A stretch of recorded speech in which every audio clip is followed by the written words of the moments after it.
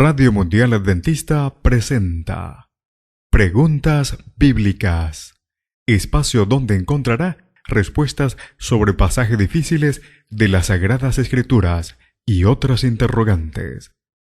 Conducido por el licenciado Rodrigo Josué Rivas.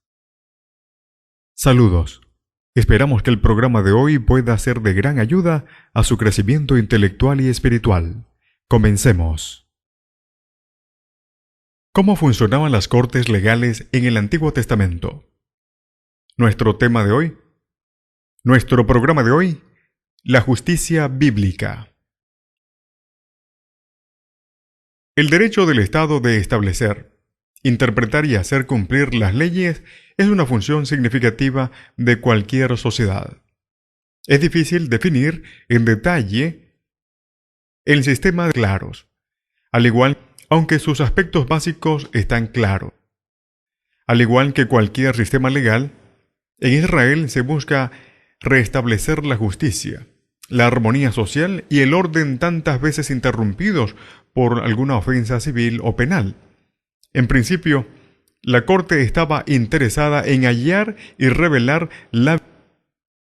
En primer lugar, de Moisés a los jueces.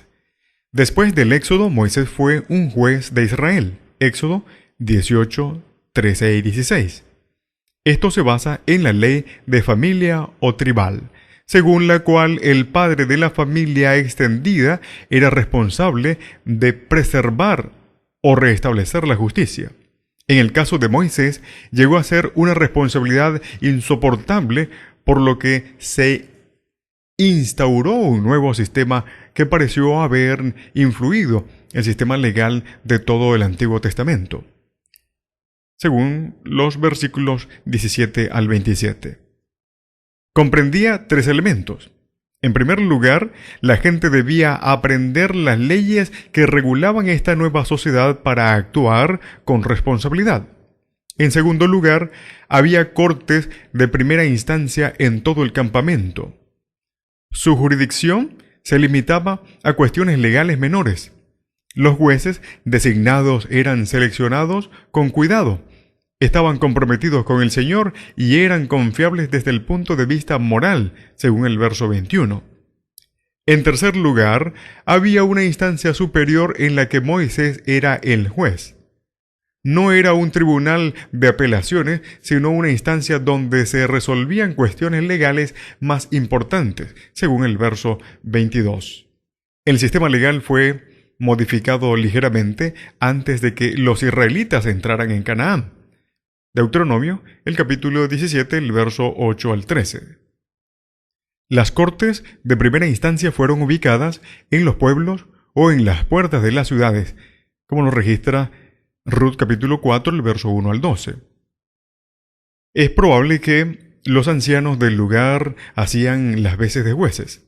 La corte superior fue ubicada donde estaba el santuario y se ocupaba de casos de homicidio, pleitos o violencia. Deuteronomio capítulo 17, el verso 8. Un juez, junto con un sacerdote, siempre encargaban de tomar la decisión legal final, según el verso 9. Durante el período de los jueces había jueces en toda la tierra. Josué capítulo 24, el verso 1.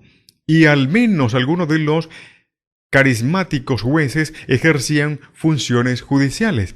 Dice Jueces capítulo 4, el verso 4 y el verso 5. Y 1 Samuel capítulo 8, el verso 1 al 3. Nuestro segundo punto. El rey como juez.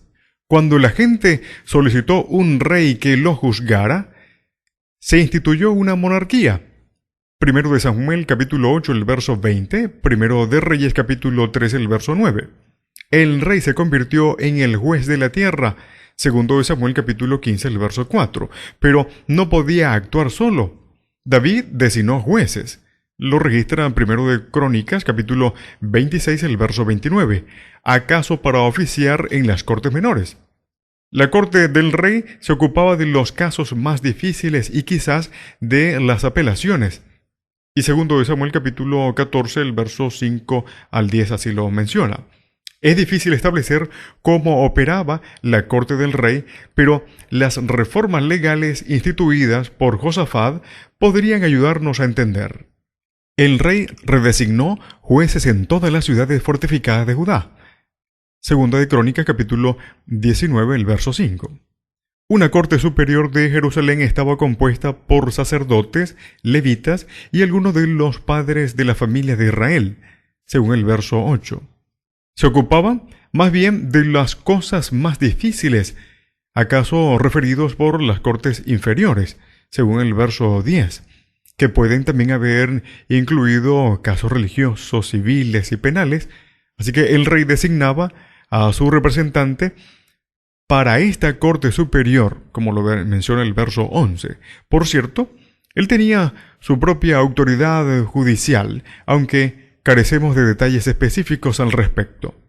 Y por último, respecto a la significación teológica, en Israel, Dios era el juez supremo, no solo de su pueblo, sino de toda la tierra. Era el único que podía restaurar la justicia, la armonía y la plenitud a la sociedad y la tierra. Se designaba a los jueces no para juzgar en nombre de los hombres, sino de Jehová, quien estaba con ellos cuando juzgaban, según el verso 6. En el Nuevo Testamento, Jesús asume la función de Dios como juez universal.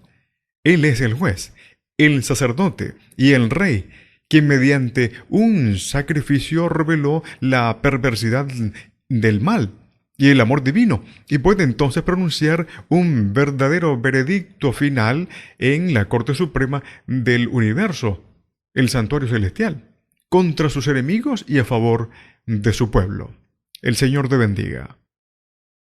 En la producción, Pastor Ángel Manuel Rodríguez. Preguntas Bíblicas fue una presentación de Radio Mundial Adventista.